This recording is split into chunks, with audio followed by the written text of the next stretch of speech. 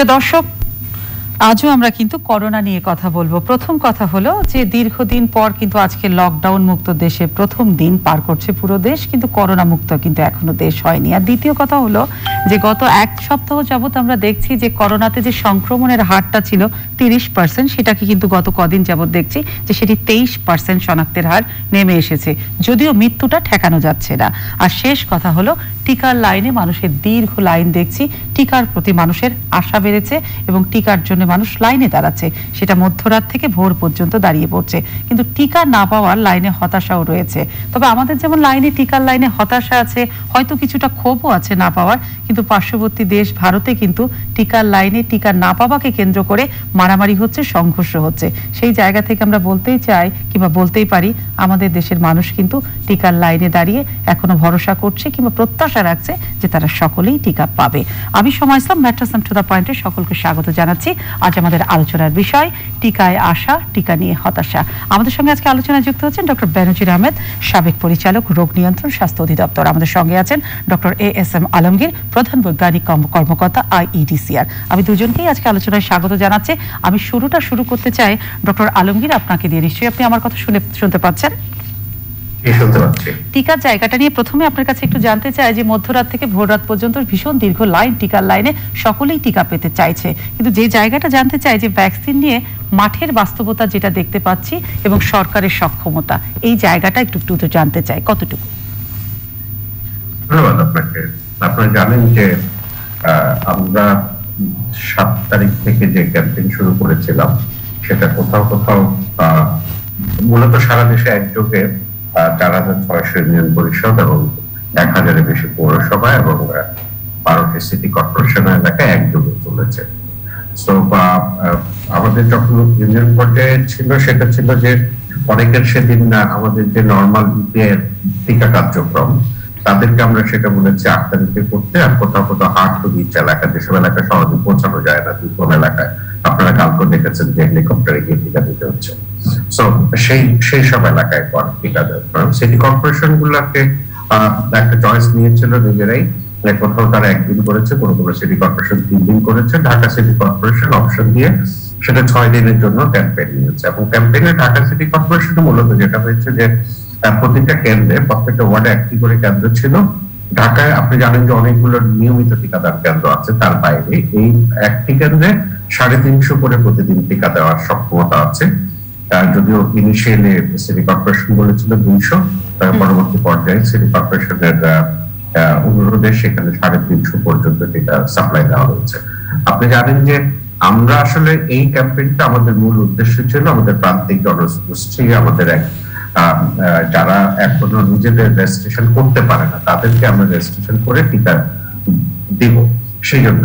এবং আমি যেটা প্রত্যেকটি কেন্দ্রেই সবাই জানি যে 350 করে টিকা দেওয়া হবে এবং 350 মানুষকে টিকা দেওয়ার সক্ষমতা রাখবে এই প্রতিটি সেন্টার।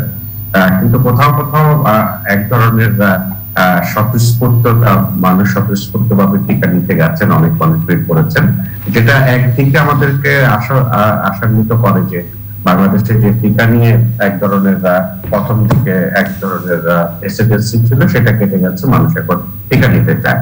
আর এই ক্যাম্পেইনে আমাদের মূল উদ্দেশ্য ছিল যে প্রান্তিক জনগোষ্ঠী, বয়স যাদের বেশি, মহিলা 25+ তাদের, এবং আমাদের প্রতিবন্ধী জনগোষ্ঠী যাদের আর অন্যান্য দূর দূরান্তে যেতে কষ্ট হয় তাদেরকে টিকা দেওয়ার জন্য। কিন্তু আমরা প্রথম দিন কোথাও এরকম দেখেছি, ম্যাক্সিমাম জায়গায় সুষ্ঠুভাবে আমরা টিকা দিয়েছি। আমরা জানেন যে প্রথম দিন আমরা 30 লক্ষ বেশি টিকা দিয়েছি। এরপরে যে লিমিটেড ক্যাম্পেইন গুলো চলছে, বিশেষ করে সিটি কর্পোরেশনে, এখানে দুটো জিনিস মিক্সড হয়ে গেছে। একটা হচ্ছে যে যারা অলরেডি রেজিস্ট্রেশন করেছেন বিভিন্ন কেন্দ্রে, যেহেতু রেজিস্ট্রেশন করা থাকলে আপনি এসব ক্যাম্পেইনের সময় টিকা নিতে পারবেন, তারাও ভিড় করছেন, নতুন রেজিস্ট্রেশন করার জন্য ভিড় করছেন। সেই জন্য সাময়িকভাবে যেটা দেখা গেছে যে কালকে রাত্রে আপনারা দেখেছেন কোথাও অপেক্ষা করে মানুষ টিকা নিচ্ছে। আমি আশ্বস্ত করতে চাই যে আমরা টিকার বিভিন্ন নানা ধরনের জোগাড় হয়েছে, সবাই আমরা টিকা পাবো যাদের বয়স অনুযায়ী এখন পর্যন্ত। কিন্তু এইরকম যেখানে 350 বেশি মানুষকে টিকা দেওয়া হবে না, সেখানে আমরা অনেক মানুষ একসাথে গিয়ে ভিড় করলে সেটা বরঞ্চ আমার আপনার জন্য ক্ষতি হতে পারে। স্বাস্থ্যবিধি না মানলে আমি আপনি আবার করোনা সেই জায়গাটাতে ডক্টর আলমগীর একটু জানতে চাই, যেখানে আপনারা বলছেন যে প্রত্যেকটা কেন্দ্রে টিকা কেন্দ্রগুলোতে 300 থেকে 350 ক্যাপাসিটি ছিল, কিন্তু সেখানে তো আপনি নিজেও দেখেছেন যে 2-3 হাজার লোক লাইনে দাঁড়িয়ে গেছে, কারণ সবাই মনে করছে যে বাঁচার বিকল্পটাই টিকার প্রতি মানুষের আগ্রহ বেড়েছে। কিন্তু এই যে 300-350 যা ক্যাপাসিটি আমাদের, কিন্তু সেখানে 3000 লোকও দাঁড়িয়ে গেল, এই যে একটা এটাতে আপত্তির চেয়ে মানে ভালোর চেয়ে বিপত্তি ঘটলো কিনা, এটাই যেমন একটু জানতে চাই। আর একটু জানতে চাই যে ফার্স্ট প্রায়োরিটির জায়গা অবশ্যই আপনারা দিয়েছিলেন বয়স্কদেরকে এবং প্রতিবন্ধী যারা তাদেরকে, কিন্তু সেই জায়গা থেকে বলছি কত পার্সেন্ট এই দুই ক্যাটাগরি লিস্টে যাদেরকে বেশি প্রায়োরিটি দেওয়া হয়েছিল তাদেরকে কত পার্সেন্ট দেওয়া গেল, মানে যে টার্গেটটা নিয়ে এগিয়েছিলেন সেটা কি ফুলফিল করতে পেরেছেন কিনা। আমি এই দুটো প্রশ্ন আপনার কাছে রেখে আমি একটু ডক্টর ব্যানার্জির আহমেদের কাছে যেতে চাই, আমি ফিরে এসে তার উত্তরটি জানতে চাইবো আপনার কাছে। ডক্টর ব্যানার্জি স্যার, আপনি আমার কথা কি শুনতে পাচ্ছেন? জি, শুনতে পাচ্ছি। আমি যে জায়গাটি ডক্টর এস এম আলমগীরকে জিজ্ঞেস করেছিলাম সেই জায়গাটি আপনার কাছে একটু জানতে চাই যে ভ্যাকসিন নিয়ে আমরা মধ্যরাত থেকে ভোররাত পর্যন্ত দীর্ঘ লাইন দেখেছি, কিন্তু ভ্যাকসিন না পাওয়ার তো এক ধরনের হাহাকার আছে, সেখানে ভ্যাকসিনের সক্ষমতা এবং যে সরকারের যে সক্ষমতা এবং মাঠের বাস্তবতা, এই দুটোর কি সমন্বয় ঘটানো গেছে? যে টার্গেট নিয়ে সরকার এগিয়েছিল সেটা কি ফুলফিল হয়েছে কিনা? যদিও 6 দিনের টার্গেট ছিল 35 লাখ মানুষকে ভ্যাকসিনেটেড করা হবে, সেটা তো 2-3 দিনে হয়ে গেছে, তাহলে বাকি দিনগুলো কি হবে? এবং 14ই আগস্ট থেকে যে আবারও টিকা দেওয়া হবে সেখানে কি হবে, কতটুকু টিকাই বা আছে, এই জায়গাগুলো একটু জানতে। এখানে আসলে একটু পরিকল্পনার সমস্যা রয়ে গেছে, এবং পরিকল্পনার সাথে যে প্রচারটা হয়েছে সেটাও আসলে মানুষের কাছে স্পষ্ট নয়।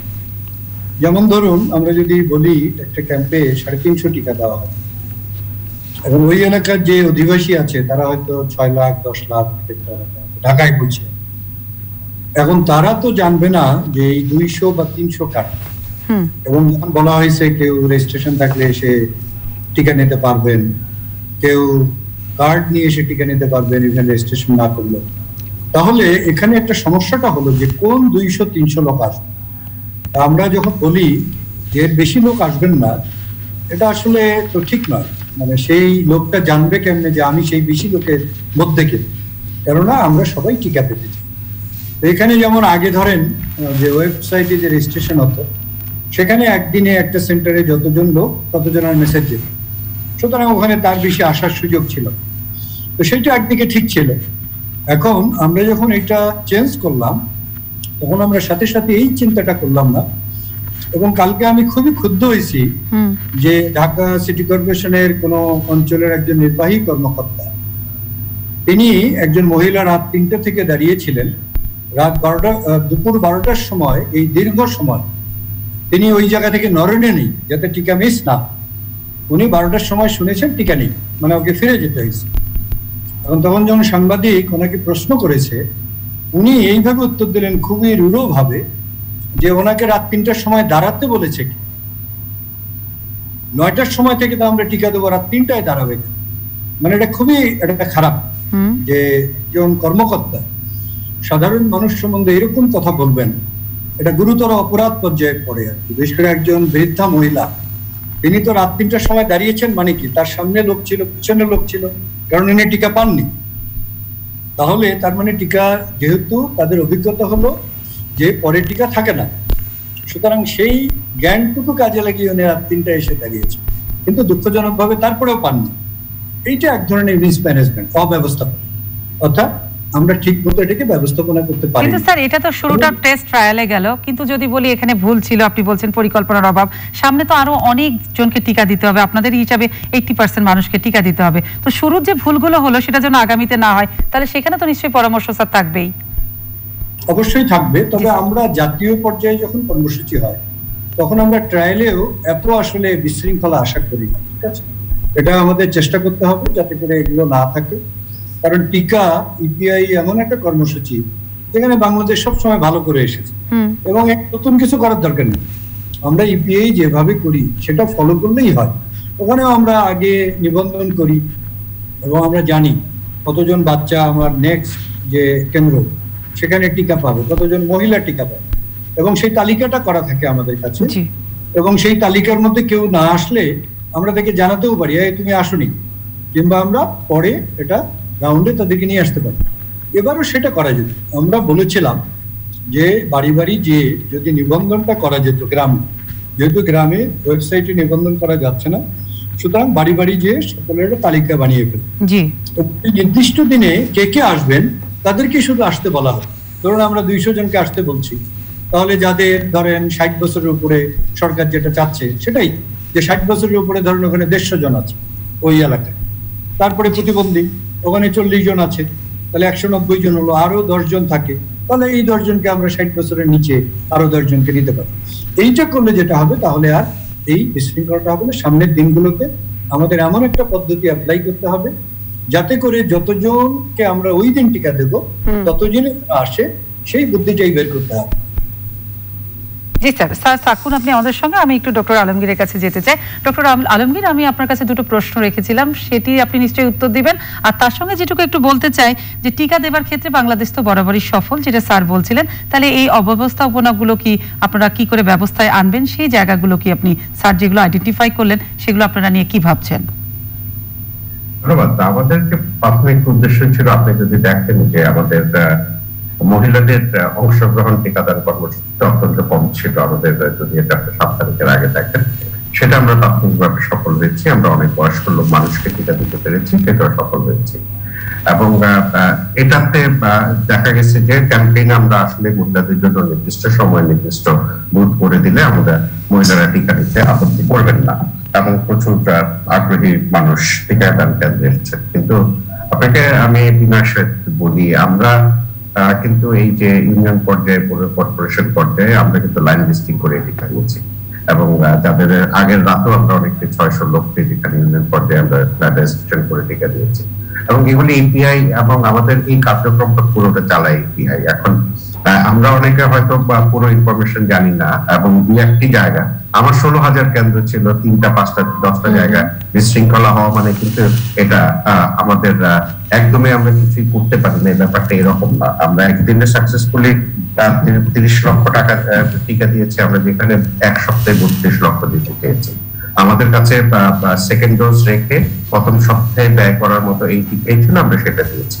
এবং পরবর্তীতে এইরকম ক্যাম্পেইন আমাদের বারবারই চলতে থাকবে। আমাদের হাতে পর্যাপ্ত টিকা যখনই থাকবে তখনই আমরা ক্যাম্পেইনে যাব। আমরা প্রতি সপ্তাহে বা মাসে আমরা 3 থেকে 6 বার মানুষকে এই ক্যাম্পেইনের মাধ্যমে টিকা দিতে চাই, এবং সেভাবেই আমরা আসলে পরিকল্পনা করে এগোচ্ছি। এবং আমরা এবার কিন্তু নিজেরা লাইন লিস্টিং করি না, এটা ইউনিয়ন পরিষদের চেয়ারম্যানের দায়িত্ব ছিল, এবং নির্দিষ্ট যে ওয়ার্ডে আমরা গেছি সেখানে কাউন্সিলররা করেছেন, এবং কাউন্সিলর অফিস থেকে রেজিস্ট্রেশন করে দিয়েছে। এই জন্য যে সাধারণ মানুষ অনেকে ভুল ইনফরমেশন অথবা আমরা পৌঁছাইতে পারি নাই তাদের কাছে, তারা গিয়ে লাইনে দাঁড়িয়ে থেকে যে বিড়ম্বনটা তৈরি হয়েছে।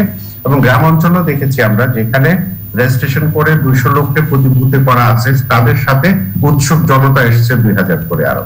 সো এটাও একটা মনে রাখতে হবে আমাদের, আমরা অতি উৎসব করে টিকা কেন্দ্রে ভিড় করলে স্বাস্থ্যবিধি লঙ্ঘন হয়। আমাদের যে পরিমাণ 48,000-এর বেশি ভলেন্টিয়ার কাজ করেছে, তাদের পক্ষে আসলে এতগুলো বুথ, এতগুলো কেন্দ্র সামলানো অত্যন্ত কঠিন। এই জন্য সবাই মিলে সহযোগিতা করে, এবং আশেপাশের যে ক্যাম্পেইন গুলো হচ্ছে সেগুলো যদি মনোযোগ দিয়ে একটু শুনি, বা আমরা টিকার বাইরে যাবে না। আর আমরা যারা রেজিস্ট্রেশন অলরেডি করা আছে তারা দয়া করে ক্যাম্পেইনের সময় ভিড় না করলে ভালো হয়, তাহলে কারণ আপনার জন্য নির্দিষ্ট কেন্দ্র কিন্তু এই ক্যাম্পেইনের ভিতরে চলমান এবং সবসময় চলমান থাকবে। জি ডক্টর আলমগীর, আমি আরেকটা প্রশ্ন আপনার কাছে করতে চাই। আমি সেটা জানতে চাই যে আজকে 17 লাখ তো টিকা এসেছে সিনেফার্মার, কিন্তু 6 কোটি ডোজ আসবে যতটুকু আমরা জানি ডিসেম্বরে। সেই জায়গা থেকে জানতে চাই যে এখন যদি বলা হচ্ছে 80% মানুষকে, সকলেই বলছে টিকার আওতায় আনতে হবে, 27 কোটি 65 লাখ তাহলে ডোজ টিকা লাগবে, কিন্তু এই যতদিন পর্যন্ত না আসে এই টিকা, যেহেতু ডিসেম্বরে বলা হচ্ছে 6 থেকে 6 কোটি টিকা আসবে, তো এই মাঝখানটাতে কি হবে, তাহলে কি করে চলবে? 17 লাখ টিকা আজকে এসেছে সিনোফার্মার। তার সঙ্গে যেটা সবচেয়ে বড় জায়গা আমি বলতে চাই যে বিভিন্ন দেশে যারা বিদেশে পড়ালেখা করতে যাবে, আজকে জানেন আপনি যে হজ শুরু হয়ে যাবে, হজ, বিদেশে পড়ালেখা, এই জায়গাগুলোতে কিন্তু নির্দিষ্ট 4টি প্রতিষ্ঠানের টিকাটাকে অনুমোদন দেওয়া হয়েছে, অর্থাৎ সিনোফার্মা চীনের টিকাকে অনুমোদন দেওয়া হচ্ছে না। তাহলে এই ব্যক্তিগুলো যারা বিদেশে যাবে, বাইরে পড়ালেখা করতে যাবে, তারা তাহলে কি হবে, তাদেরটা কি দাঁড়াবে যারা হজের অনুমোদন? আমাদের আসলে গতকালকেও আমাদের সিনোফার্মের 17 লক্ষ টিকা এসেছে, আজকে 17,60,000 আসবে। কালকেও এটারই 2টা কার্গো প্লেনে এসছে, এবং rest of the amount about 61,000 কালকে আসবে। আমাদের 14-15 তারিখে আরো 20 লক্ষ সিনোফার্মের টিকা আসবে। আমাদের এই মাসে ফাইজারের 10 লক্ষ টিকা আসার কথা, অ্যাস্ট্রাজেনিকার 15 লক্ষ আসবে। আমরা এগুলি ডেট শিডিউল আমরা জানি। সো এবং আগামী মাসেও আমাদের 50 লক্ষর মতো ফাইজারের টিকা আসবে, টিকা আসতেই থাকবে।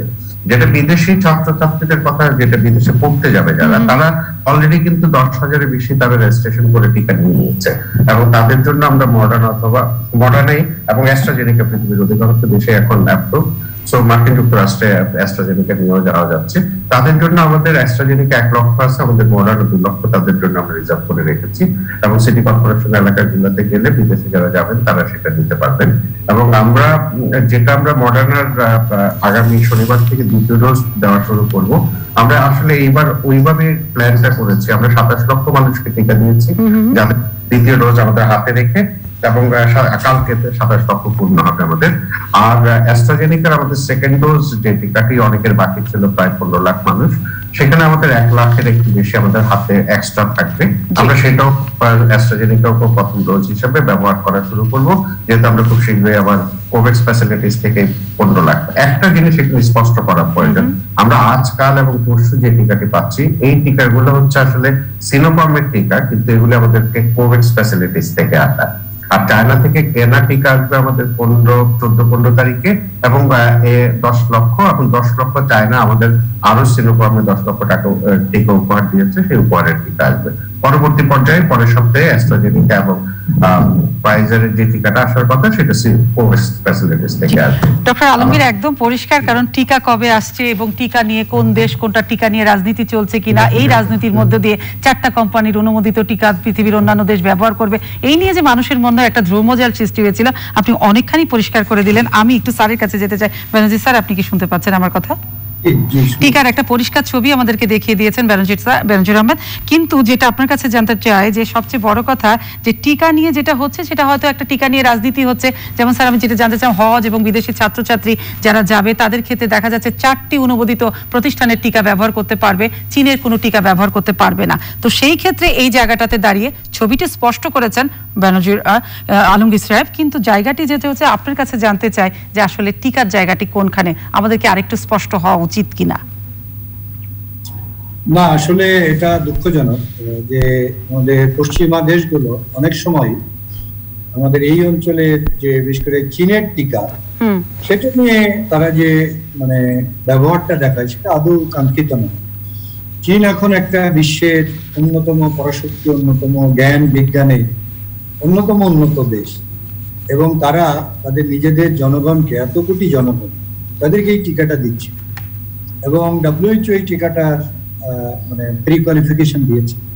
তারপরেও পশ্চিমা দেশগুলো যে এই টিকাকে এরকম একটা রাজনীতিকরণ করে, সেটা কোনো মতেই কাঙ্ক্ষিত নয়।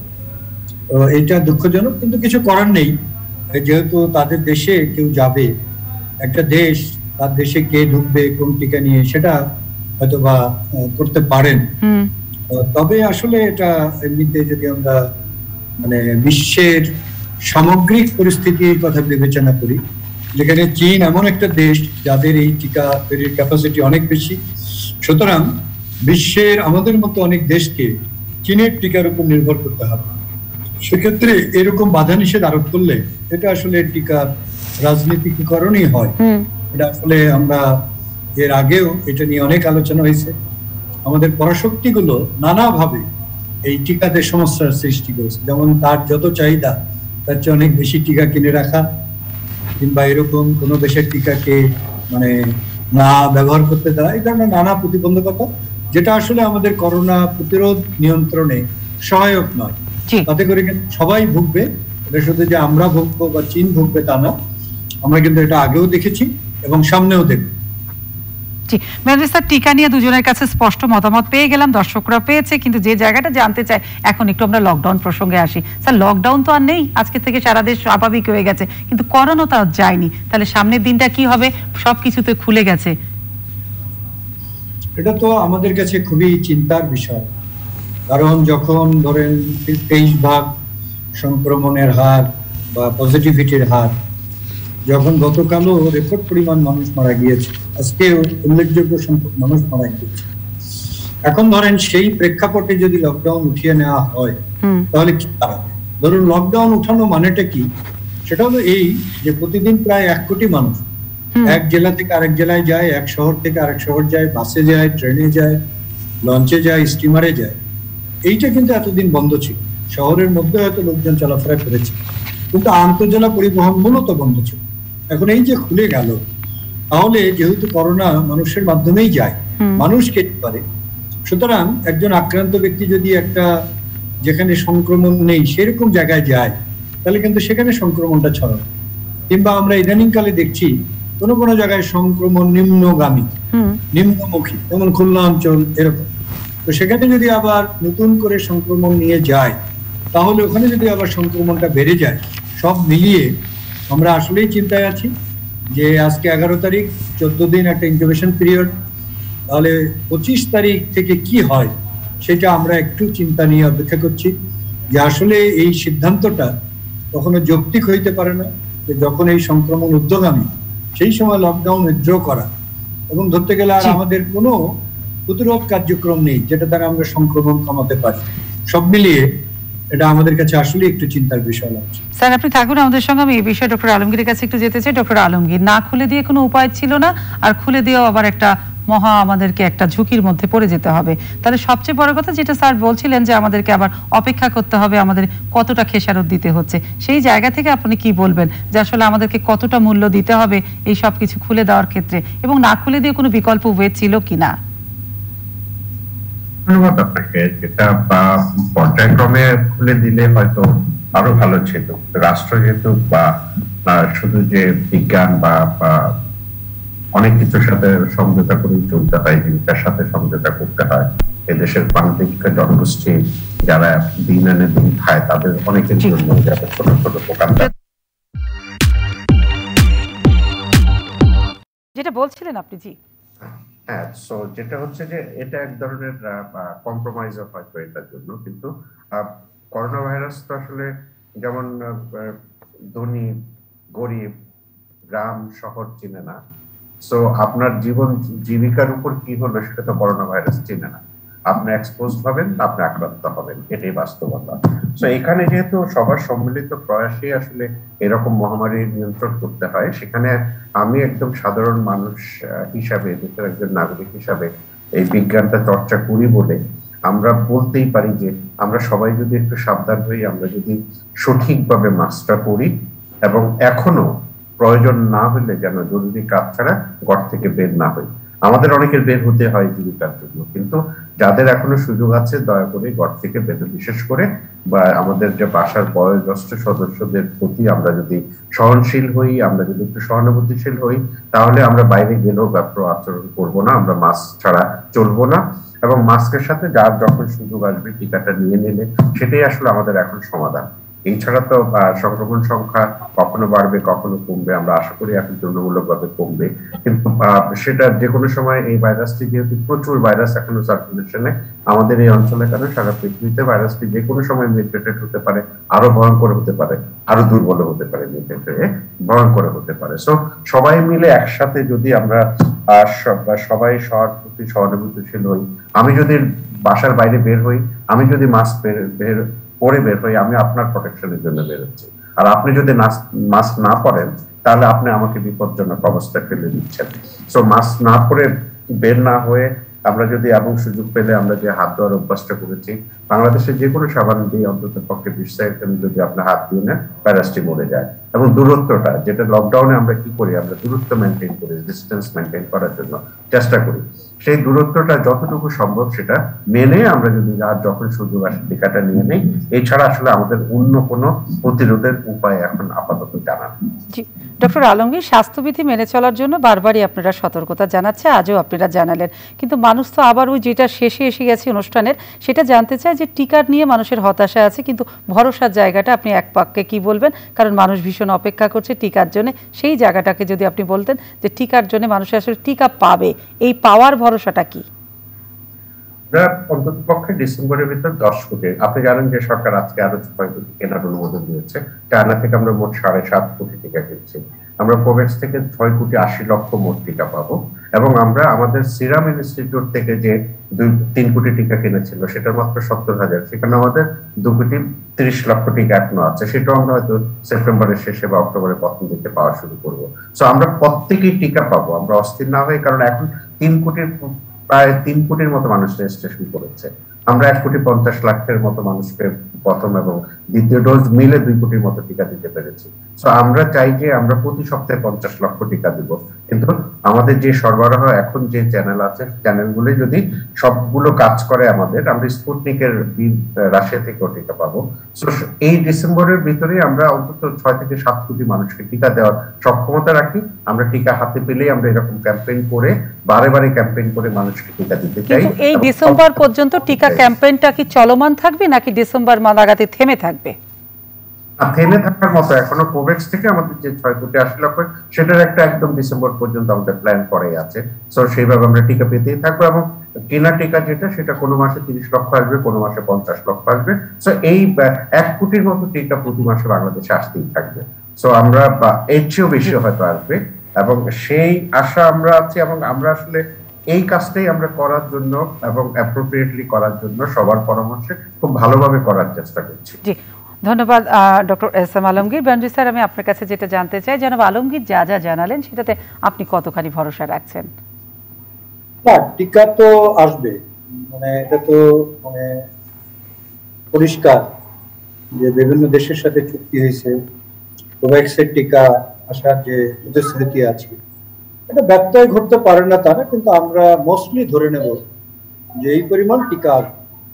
শুধু আমাদের এটাই করতে হবে যে ব্যবস্থাপনাটা যেন আমরা এমন করি যাতে করে আমাদের লোকজন সুন্দরভাবে টিকা নিতে পারে, লোকজন যাতে ফিরে না যায়, ফিরে গেলে নেগেটিভ একটা যায়। আমরা হয়তো অনেকে অনেক খবর রাখি না, সেটাই সমস্যা। আমরা যেন খবরটা জানি, সাধারণ মানুষ যেন খবরটা জানে কোথায় কখন কিভাবে টিকা দেওয়া হচ্ছে, এবং সাধারণ মানুষের কথা বুঝতে হবে যে তারা তো আর ক্ষমতার কাছাকাছি নেই বা একটা প্রতিষ্ঠানের কাছাকাছি নেই। একটা প্রতিষ্ঠানে যারা থাকে তখন স্বাভাবিক কারণে সেখানে যে কথাগুলো হয় সেগুলো তারা ভালো জানে, কিন্তু সাধারণ মানুষের কিন্তু উইন্ডোটা এত বড় না, খুব ন্যারো উইন্ডো। তারা হয়তো একবার কোনোখান থেকে একটু তথ্য পায়, কিন্তু তাদেরকে এমন ভাবে তথ্যটা দিতে হবে যাতে করে সেখানে কোনো বিভ্রান্তি না থাকে। Communication has to be very straight, has to be very nicely given, এবং সেটা হতে হবে মানুষ যে ভাষায় বোঝে সেই ভাষায়। তাহলে আমরা যদি এগুলো না হতো তাহলে তো আমরা বরঞ্চ বাহবা দিতেই প্রস্তুত ছিলাম, কারণ এই ইপিআই এর অংশীদার আমরা অনেকেই। ইপিআই প্রথমে আমি যে মেডিকেল অফিসারে ছিল আমি তার মধ্যে একজন, এবং ইপিআই কর্মসূচিতে নানাভাবেই আমি যুক্ত। সুতরাং কখনোই আমরা চাই না যে এটা সমালোচনা করতে, কিন্তু অবশ্যই আমরা এটাও চাই না যেখানে কোনো কালিমা লিপ্ত হোক বা এমন কিছু হোক যাতে করে লোকজন এটা নিয়ে একটা অসন্তুষ্টি প্রকাশ করে। কারণ এই টিকা আমাদের শুধু করোনায় সীমাবদ্ধ থাকবে না, এটা আমাদের চলমান একটা কর্মসূচি। আমাদের বাচ্চাদের টিকা দিতেই হবে, আমাদের গর্ভবতী মহিলাদের টিকা দিতে হবে। সেই টিকা যেন সবসময় গৌরবোদ্দীপ্ত থাকে, গৌরবোদ্দীপ্ত যে টিকায় আমরা এক সময় টিকা হিরো বলে আমাদের মাননীয় প্রধানমন্ত্রী ঘোষিত হয়েছেন, সেটা যেন নিশ্চিত হয়। অসংখ্য ধন্যবাদ জানাচ্ছি স্যার আজকে দুইজনকে আমাদের অনুষ্ঠানে যুক্ত হওয়ার জন্য। আমি অনুষ্ঠান শেষ করব। প্রিয় দর্শক, শুধু এটুকু বলতে চাই, টিকা আসবে এই ভরসা রাখছি, কিন্তু যতদিন পর্যন্ত টিকা না আসে কিংবা না পাওয়া যায় ততদিন পর্যন্ত আমরা নিজেকে নিজ দায়িত্বে ভালো রাখি। আর ভালো রাখার মূল মন্ত্রটা ওই যে একটাই, যে প্রয়োজন না হলে বাড়ির বাইরে যাচ্ছি না, সব খুলে গেছে প্রয়োজনে, কিন্তু আমি আপনি দরকার না পড়লে যাব না। অবশ্যই স্বাস্থ্যবিধিগুলো মেনে চলতে হবে এবং অবশ্যই মাস্ক ব্যবহার করতে হবে। আর টিকা তো আসবেই, পাইপলাইনে আছে, সেই ভরসা তো আমরা রাখছি, এবং সরকার তো তার জনগণকে প্রতিশ্রুতি দিয়েইছে যে সবাইকে তারা টিকার আওতায় আনবে। আমি সোমা ইসলাম আজকে mattress on to the point থেকে বিদায় নিচ্ছি। সকলে ভালো থাকবেন, সুস্থ থাকবেন, নিরাপদে থাকবেন।